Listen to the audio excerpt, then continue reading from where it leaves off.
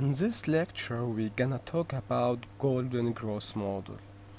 According to the dividend discount model, today's stock intrinsic value is based on future cash flow. Stock future cash flow are either in terms of dividend or capital appreciation. Both of them are affected by company growth. Now, what is the fundamental that drives stock value? Are either dividend or cost of equity or company growth. Those fundamentals are reflected on golden growth model.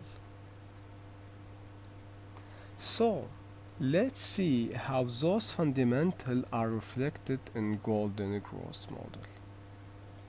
According to the golden growth model, stock intrinsic value equal D1 divided by cost of equity minus company growth. D1 equal the most recent paid dividend D0 multiply 1 plus gross.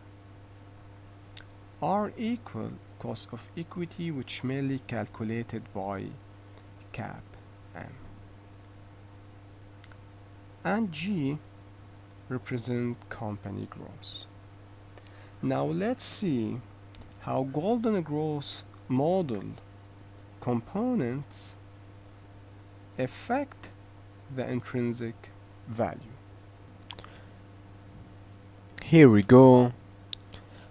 As the stock dividend increase, thereby stock intrinsic value gonna also increase.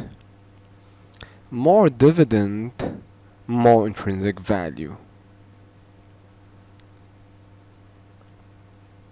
In addition to that, as cost of equity decrease and combined with a higher growth rate, thereby stock intrinsic value gonna also increase. Dividend divided by lower cost of equity and higher growth rate. Lower denominator, higher intrinsic value. On the flip side, as cost of equity increase and combined with lower growth rate, thereby stock intrinsic value gonna be decline. Dividend divided by higher cost of equity and combined with lower growth rate, higher denominator, lower intrinsic value. Golden growth model assumes that the company will continue to pay dividends for an infinite number of periods, and those dividends will grow at a constant growth rate, which is the main assumption and drawback of golden growth model. Before starting the following example, I just wanted to emphasize that if you don't know how to calculate dividend payout ratio, retention rate, growth rate, or company growth rate, please refer to our previous lecture related to dividend payout ratio. Now let's suppose that an analyst wants to calculate stock intrinsic value for XYZ company with the following information. As indicated in number 1, using golden growth model to estimate XYZ company intrinsic value. Intrinsic value under golden growth model equal D1 divided by R minus G. To calculate D1, we need D0, the most recent paid dividend, multiplied by 1 plus G. To calculate growth equal return on equity multiply by retention rate. And retention rate